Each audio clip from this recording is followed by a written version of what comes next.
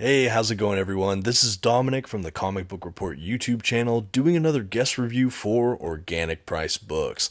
And today I get to cover one of my personal hidden gem favorites from Image Comics. That's right, I'm talking about Morning Glories by Nick Spencer and Joe Eisma. This series was published beginning in 2010 by Image Comics Shadowline.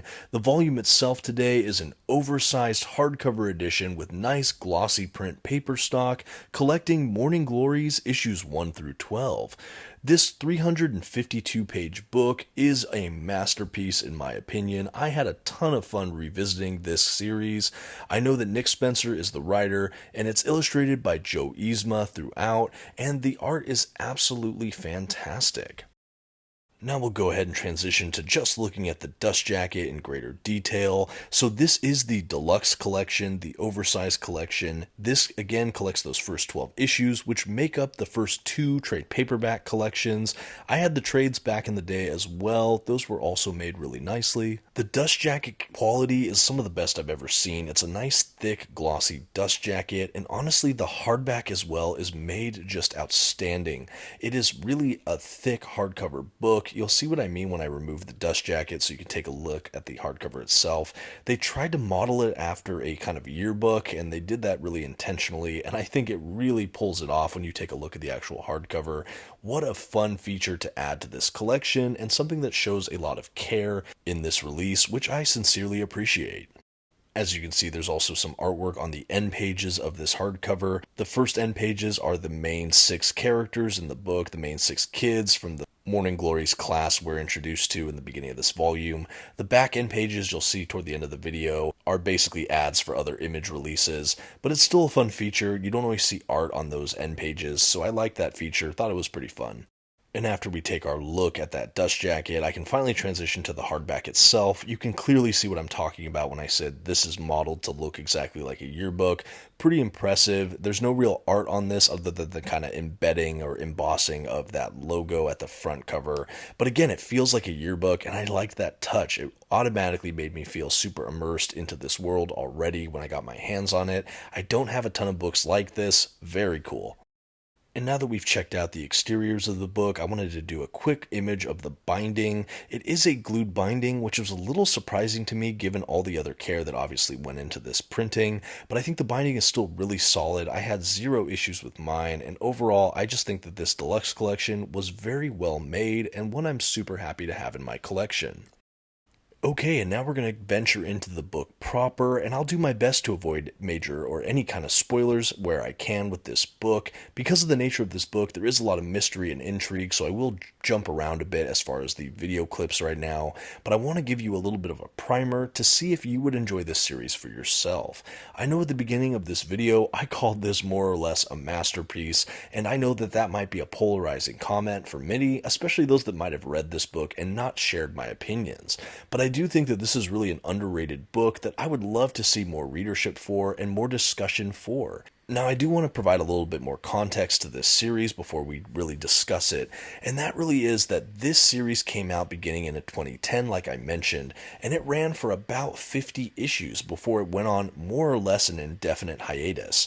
I think there are plans for Spencer and Eisma to return to this title sometime in the future to finish out what I believe they plan to be a full 100-issue run, more or less, but it's been years since they've picked this book back up.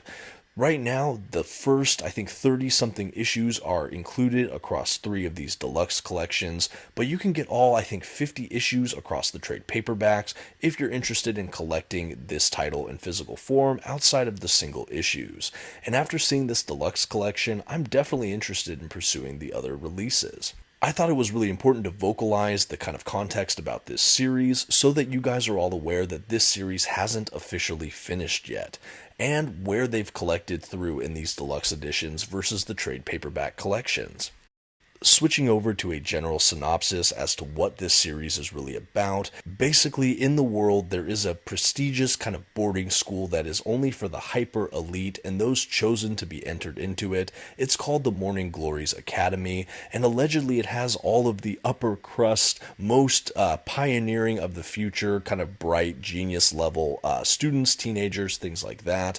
And this book basically takes us through this new year in this school, following primarily 6 different teenagers, 3 men, 3 women, and we basically explore their exploits in their first couple weeks or months at this school and all of the different happenings and hijinks that occur.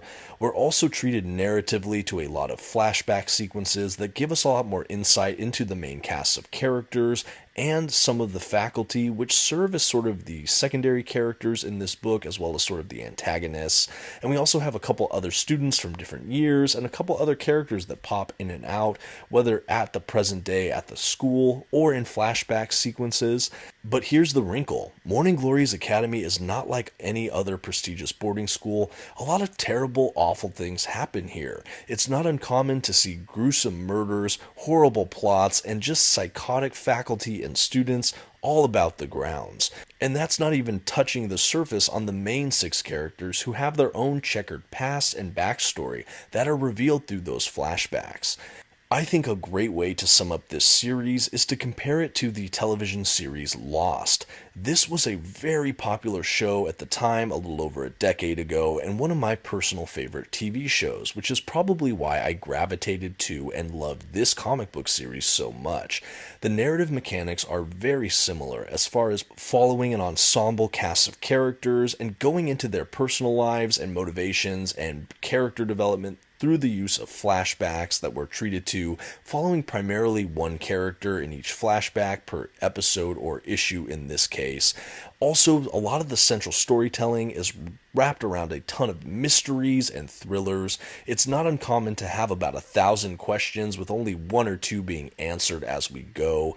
So this is really a series like the television series Lost, where you really have to be in the mentality of the journey even more than the destination at some point. I think particularly because this series hasn't even ended yet, we don't have a definitive ending to this series and the future is a little bit nebulous.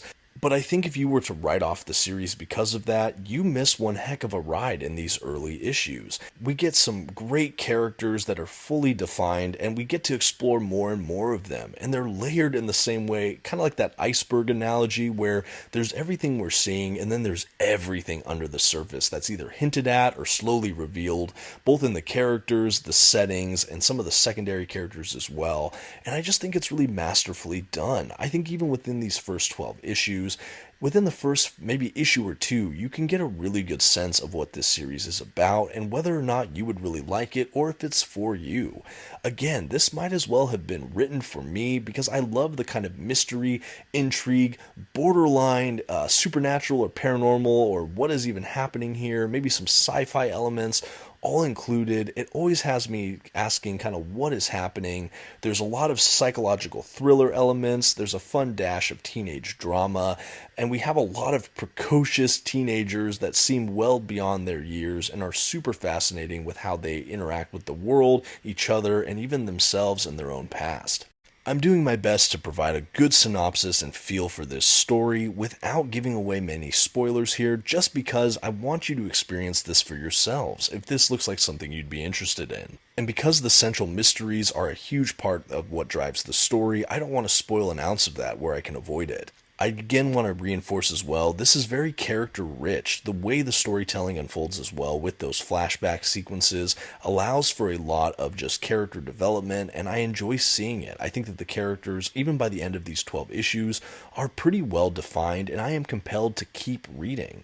As far as the art goes, it's all illustrated by Joe Eisma, and I love his style. I think it's really unique. There is kind of a realism to some of the character models, but I think that there is like a kind of airbrushed or soft or surrealistic quality to some of this art as well. It's kind of hard for me to nail down what I'm talking about, but everything just feels a little bit dreamy, and I think that actually serves the narrative so well. I think that the art is absolutely striking. I think the way he dresses the settings and the backgrounds is definitely interesting. I found myself looking for clues. I know that this was actually a reread for me, and I liked picking up on details I didn't notice the first time and asking myself new and other challenging questions. I just think it was super fun, and to have an artist that's so on board and consistent throughout the run here so far, I really enjoyed seeing that, and I think that there's so much layered even within the art in this collection that for art fans out there, this is also one to definitely check out. At the back of the collection, we're treated to a handful of covers as well as some sketches and a little bit behind the scenes for each issue. It's a little bit lean on extras. I would have loved to see some written afterwards and things like that, but I still enjoy what we got. Again, enjoying the art. I think you'll definitely enjoy the extras at the back here. Overall, a really well-made collection, and I really hope that this series resumes and we can see more from Nick Spencer and Joe Eisma on this Morning Glories title. And that's going to about wrap up this overview for today. If you're interested in picking this up, please check out organicpricedbooks.com. And for more comic book reviews from me, Dominick, please check out my channel, The Comic Book Report. Thank you so much for watching, and until next time, have a good one.